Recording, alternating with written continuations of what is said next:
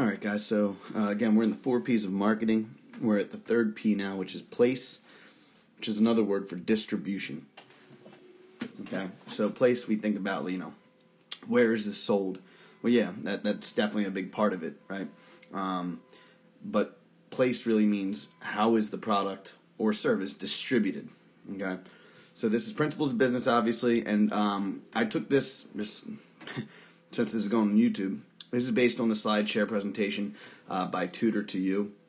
All right, so most of this is grabbed from that. It's a great PowerPoint that was found online. So using a lot of the information from that to get that over to you guys. So I'm going to do this. It should be about a half hour in length, right? Maybe a little bit shorter. Fill out the worksheet. Very important, though, okay? This is going to be a 2-part lesson. All right, 2-part lesson. We'll do about 30 minutes today. And that'll be the first video, and the second video could be anywhere from 10 to 20 to 30 minutes, okay? Which will be next class. After the second video is posted, you will finish the worksheet that has been posted and turn it in after the second video is posted. So after this video is posted, the worksheet won't be completed. All right, so just hold on to it, and then I will post the next video next class. And then you guys, once that video is over, I'll tell you at the end of the slideshow to post the assignment. Okay, so there will be nothing due after this. Hopefully you understand that, and I'll try to make that clear as possible to you. If you have any questions, feel free to comment on Google Classroom. All right, so marketing mix place is what we're talking about here. All right, so the objectives are going to be to identify the meaning and purpose of place, right, which is distribution, recognize the different distribution channels, and to determine factors to consider when choosing distribution channels. All right. So identify the meaning and purpose of place, recognize the different distribution channels, which we talked about in the initial PowerPoint, the first one that went over the basics of the marketing mix. All right. We're going to go in a little bit more depth. And then finally, again, determine factors to consider when choosing distribution channels. If you're selling something, you have to make a decision on how you're going to distribute your product. How is that product going to get to the customers? All right? Are you going to be doing all the selling? Again, if you're making bracelets and you're selling them around the school, the distribution channel is you, the producer, right to the consumer. Right? That's a very basic channel. It's a direct, and we're going to talk about this, it's directly to the consumer. But what if you were trying to sell it to somebody in California? Are you going to sell it directly to them? How are you going to get in touch with them? So things change once that product is going out to a more dispersed market. We'll talk about all of those reasons for choosing different distribution channels. A couple of things I want you to think about. These are questions. How can a business ensure that its products reach existing and potential customers? So you want to make sure that your products reach existing customers that believe in your product, and also potential customers, all right? Customers who will potentially buy your product, right? How are you going to get that out there? How and where do customers prefer to buy the product? All right, some of us really prefer to buy our products online. I recently went online this morning to purchase some guitar strings.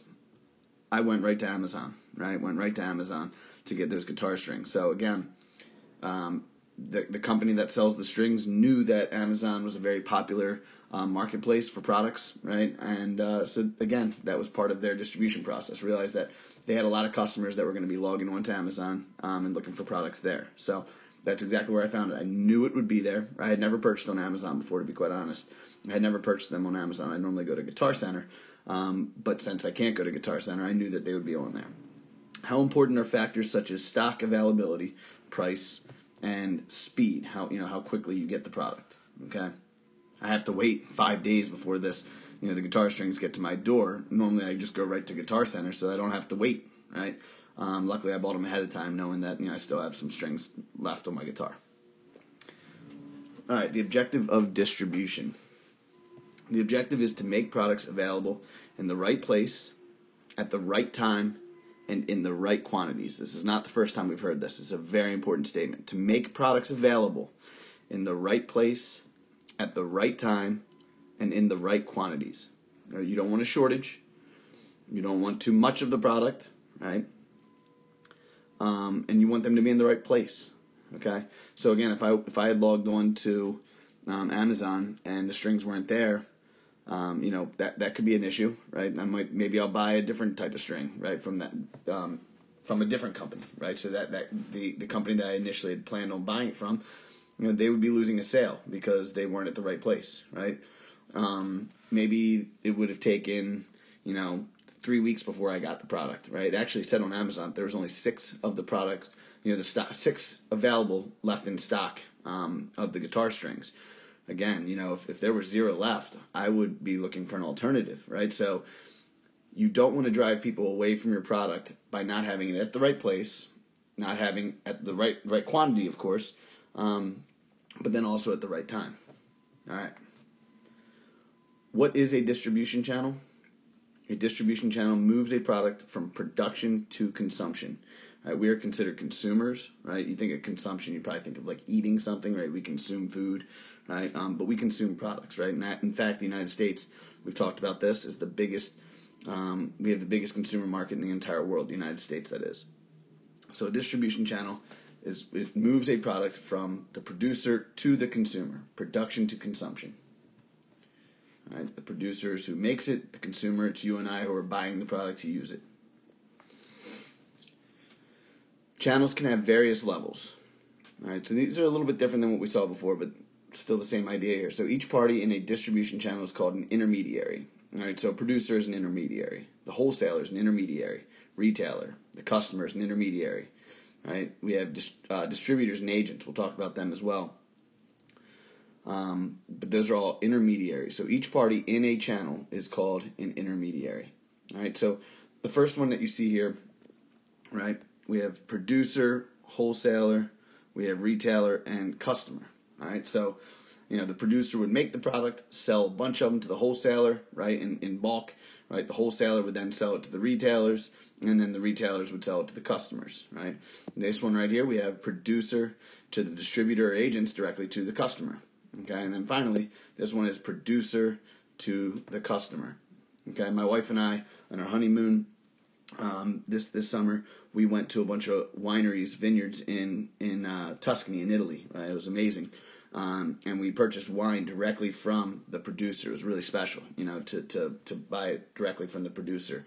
And they did a great job of marketing the product, of explaining what went into making the product, of being able to show us the vineyards, right? I mean, it was the best way for them. Instead of them selling it at, like a liquor store in Italy, right? And having the guy at the liquor store be like, oh yeah, it's a good bottle of wine right here, right? And not really giving us any information. It wouldn't be as strong for us. It wouldn't be as special for us, right? And that's why, people go to vineyards, and that's why it's a big deal to do that. And that is direct producer to customer, right? Now, some vineyards do produce it, sell it out to wholesalers or distributors, really. We'll talk about that later, who then distribute that to the different retailers, to the customers as well, right? But again, you lose something special from that, right? You lose the producer's side of that. Does that mean that the producer is always the best marketer of a product? Absolutely not, right? It's not the case. We'll talk about reasons for that as well. But the producer is not always the best marketer. In fact, the producer, right? The producer, there's a certain amount of resources that go into producing a product. The second that the producer becomes the marketer as well, the one that is, advertising it and promoting the product, now you're taking away resources from the production of the product, right? You're putting more on the plate of the producers. So again, that becomes it could be a money issue, it could be a skills issue. There's more issues that go into that. So you have to be able to understand what channel best suits your product or service. All right, main types of intermediaries, right? We have retailers, wholesalers, distributors, and agents. We're going to go through each of these right now, all right, just briefly. I would say the most important ones here are retailer and wholesaler. All right, distributor is also important to an extent, but retailer and wholesaler, you need to make sure you really understand what those two words mean. An agent is something that you see, right? Insurance agents, travel agents, right? These are just, again, another intermediary in between the producer and the consumer, right? But it's a little bit different. Most of the time, these are for selling services, right? And again, travel agency, insurance is a service, right? All right, so first we're going to talk about retailers. The retailer is always the final step in the chain, right? Deals directly with the customer. So the retailer is the final step in the chain, deals directly with the customer. focused on consumer markets. Right? It's focused on the consumer markets. So there's various kinds of retailers. There's multiples, right, which are known as which are chains of shops owned by a single company. All right, chains of shops owned by a single company. Sears is a really good example of this, right? JCPenney, right? Well, you see department stores there, but this is again very similar to that, right? Chains of shops owned by a single company. People have trust in these different brands, right? So again, we have Best Buy, right? Could be one of these chains of shops owned by a single company. You go there because you trust the people that work there, right? They have Geek Squad. I was in there not long ago buying some Google products for my Google Home, the Google Home stuff that I have. And I went up to one of the guys in that section of the store, and he really guided me through that, right? So again, I trust the retailers. This is their job. They are specialists in these fields, right? Speaking of specialists, we have specialist chains, right? So, you might go to a fragrance store, right, where they sell, numerous amounts of perfume, right, or colognes, okay, but that's all they specialize in, right? If I go to Sears, they have that section in there, right? But if you go into the mall, you might see the candle store, right? These are specialist chains, right? Where what's being sold in that store is all alike, right? Department stores, we talked about Sears, Macy's, JCPenney's. You don't need to really know the difference of these. You need to understand what retailers are versus knowing the difference of each of these, okay? So just hopefully you can wrap your mind around that, right? But department stores, we have convenience stores, right? 7-Eleven, right? There's different products being sold in those convenience stores. We have independents, right? Shops run by an owner, right? So these could be surf shops, okay? Surf shops. If you go to Ocean City, there's some. I think one was called Malibu Surf Shop, right? There was only one of them when I was living down there, right? And it was ran by the owner, right? So it's an independent surf shop. So independent stores is ran by that owner. It's not franchised out. There's not multiple locations. Right? It's one location owned by the owner. And then we have franchises, right? Fast food franchises are a very big popular one. McDonald's franchises, right? Again, various kinds of retailers. The advantages of retail distribution is convenience for customers, right? It's convenient for the customers. Okay, if I want a Big Mac, I know where I'm going, right? I'm going to go to McDonald's, right? If I am looking for, in fact, here, I'll give you a good example. Right before I got married, right, I needed to find some new white button-down collar shirts to go along with my fancy suit, right? I went to Macy's, right? Didn't have a second thought about it. I was going to go to Macy's where I could have tons of options, right? There were tons of options. Calvin Klein, Tommy Hilfiger, Polo, right? I knew that there were going to be various options for me to try on, and I found the two shirts. I ended up purchasing two of them. It was very convenient, right? It took me about 10 minutes to figure it out, right? The guy came up to me, one of the guys that was working at the store. He said, "Can I help you?" I said, "Yeah, I'm looking for a shirt. It's going to be for my wedding." He goes, "Well, let me measure you real quick." Pulled out a measurement tool right out of his back pocket and measured me right there on the spot. It was awesome, right? So very convenient. I didn't have to go home and measure myself. He wasn't like, "Well, what size are you?" "Well, you need to know what size you are." He sized me up right there, so it was great. The retailer, one of the advantages, the retailer chooses the final price, right? So once you, the producer, has sold the product to the retailer or to the wholesaler, whatever, you're done. You don't have to worry about it anymore, right? It's up to now the retailer for them to choose the final price of the product. So that's an advantage of having a retailer sell your product, is you don't have to choose the final price. You don't have to figure that out, right? You don't have to figure out what the customer is going to want as far as pricing is, right? That's up to the retailer. The retailer handles the financial transaction. Once you've sold it to the wholesaler and the retailer, you, the producer, you don't have to worry about it anymore, right? The financial transaction's over. If they don't sell those products, that's on them, okay? You've done your part. You've sold the product. You don't need to worry about the marketing. It's up to them to make sure that they're putting your product in the catalog, to make sure that they're putting your product on the correct shelf, right? To make sure that they are selling your product. Another advantage of retail distribution is the retailer holds the stock. Imagine if you were, you started a company from your home, right?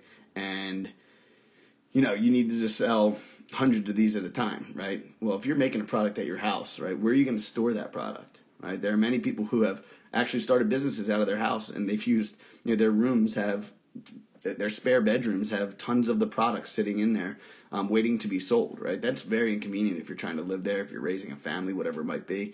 So once you sell that product to the retailer, once you sell that product to the wholesaler, you don't have to worry about the stock of it, right? Let's say you are a major producer of a product, right? Let's say you're selling teddy bears, right? And, again, once you sell those, let's say you sell 1,000 teddy bears to, the Disney store or whatever, right? Those teddy bears are gone. They're out of your house, right? You don't have to worry about them anymore. The Disney store now has those in their stock, and they're the ones that now have to go sell those. So, again, holding the stock. And then after sales support, right? So returns, right? Once you've sold it to Best Buy, whatever the product is, right? If someone wants to return that product, they're not going to call you up, right? They're going to go to Best Buy and return that product, right? So you don't have to deal with that. Wholesalers, sorry, it's a little bit small. Wholesalers break bulk, all right? So they buy in large quantities from producers, okay? So Cisco Foods is a really good example, okay? Cisco Foods. So what Cisco Foods does, right, is Cisco sells to grocery stores. Cisco Foods sells to restaurants, okay? And what they might do is they'll call up Purdue Farms and say, hey, we want to buy 10,000 chicken breasts from you, right? And Purdue Farms will say, got it, right? And they will send out a huge bulk package of 10,000 chicken breasts, right? Now, does that mean that the little restaurant down the street from you has to call up the wholesaler and say, hey, we want those 10,000 chicken breasts? No, they can say, hey, we need about 500 of those chicken breasts, or we need 100 of those chicken breasts, right? And Cisco will say, okay, and they'll break that bulk package into smaller quantities to sell to these restaurants, right? So, again, wholesalers buy it in gigantic bulk packages and then break them down and sell those to the retailers, right? So what are the advantages of this? Reduce the producer's transport costs. That's a big one. Fewer trips to the wholesaler than the retailer. If Purdue was selling to each individual restaurant, imagine how painful that would be for them, right? How tough that would be, right? They would have to, and Purdue Farms, by the way, is down in Salisbury, Maryland. So let's say that, and Purdue reaches far and wide, right? Imagine if they sold individually to each retail restaurant, right? To each restaurant, to each grocery store, right? That would be a lot of trucks going out selling tiny packages of chicken breasts and chicken thighs and whatever, right? That would be a ton of money. It wouldn't be logical whatsoever. They wouldn't stay in business very long. So retailers can order in smaller amounts from the wholesaler. Wholesalers make money by buying at a lower price from the producer and adding a profit margin onto the price paid by the retailer. So if I was to buy 10,000 chicken breasts, right, buying 10,000 would reduce the price of one unit, right? So if I'm just buying one unit of, chicken breasts directly from Purdue, right, the price of that is going to be much more than if I were to buy 10,000 of them, right? Each individual unit will be much, much less, right? And again, that's to get things off of the shelves, right? Chicken goes bad eventually, right? Chicken goes bad. So if you want that to be fresh, right, Purdue Farms is looking for these wholesalers to buy large amounts of them so that they can get them off the shelf, get those out there before they go bad, and then restock their shelves so that they can continue to make money. Distributors. Distributors distribute products and serve as a local sales point. So this is very, very, very, very, very, very, very similar to wholesalers. Right? They distribute the products and serve as a local sales point, usually specialize in a particular industry. So examples, we have building supplies, electrical components, and alcohol is another good example of this. Offer products from many producers, right? So there's a greater choice. And these are different from agents. We're going to talk about agents in a second. That a distributor holds the stock, right? Distributors hold stock of the products, right? Agents do not hold any stock in the products. So that's really the big difference between the agent and the distributor. You guys have probably heard of these axe throwing places that are popping up now, that have been very popular, right? I was at one not long ago, and there was a brewery right next to this one, next to this axe throwing location. It's kind of like an axe throwing bar restaurant kind of thing. And the brewery that was next door is actually owned by a Curley alum. And I went in there and I said, "Hey, are you selling your products to the guys next door?" And they said, "Well, kind of, but not really. I mean, it doesn't work like that." And I asked him, I said, "Can you explain?" He goes, "It's actually not legal for us to sell directly to that retail store, right? We actually, the law, Maryland law, states that you have to go through a distributor, right? And then those distributors sell it to the retail locations. So what does that mean? Well, what it means is, this was, by the way, Monument Brewing, it's called, right? What they have to do is they actually end up having to package the products, right? And sell them to a distributor, right? And any retail store that wants these products, right, they contact the distributor and have to get those from the distributor. So it's kind of funny. You might say, well, that seems really inefficient. Well, these are laws. There are laws in place, right, especially when it comes to things like alcohol. But again, they can't just walk next door and hand off their products to them. That would be illegal. They actually have to go through a distributor. It's kind of like a wholesaler, right? So they sell bulk products to the distributor, and then the distributor goes out and distributes them to the different retail locations, the different bars, the different restaurants, the different liquor stores, the different places, okay? So again, they offer products from many producers, which means that there's a greater choice, okay? And sometimes they have deals. If products aren't selling, they may say, hey, right now we have a great deal on this product. If you buy 2 of them, you get another bulk package free, whatever it might be, because they're trying to get it off their shelves. So if they're holding on to a product, right, they might be able to sell it at a cheaper price. So retail locations might be able to get deals from the distributors. All right, and what is an agent? An agent is a specialist type of distributor. Does not hold any stock. Okay, it doesn't hold any stock, meaning not stock like stock market. I'm talking about stock like the product itself, right? How much do you have on stock, right? Tends to operate in the service sector, right? So this is agents normally are selling some type of service. So it could be a travel agent, right? Selling, trips to different locations around the world. Could be insurance, right? Insurance agents. Could be a publisher. I used to have State Farm, and I would go and talk to my insurance agent, right? And if I had an issue, it was really close to my house, I would drive up and talk to my insurance agent. And we would be able to negotiate different deals as far as the insurance is concerned. So the agents earn commissions based on sales achieved. Okay? Not the most important thing, okay? Again, not the most important thing, really. I want you guys to make sure you understand retailers, right? Who are retailers? These are the stores that you see, retail stores, right? And then again, wholesalers. Your parents might belong to Costco or BJ's. These are wholesale stores, right? Mostly grocery stores, right? They sell other things in there as well. But those are wholesalers where you can buy packages in bulk from there as well. But those are like in consumer bulk, right? When I say that wholesalers are buying bulk from the producers, they're buying gigantic amounts of these products, right? And then breaking those down into smaller quantities and selling them either to consumers. Wholesale stores do sell directly to consumers, but wholesale makes most of their money by selling directly to retailers who then sell to consumers. All right. All right, I'm going to stop there so that we can finish up the rest tomorrow. I think if we stop there, it'd be a good place. Just fill out whatever you can on the worksheet thus far, all right?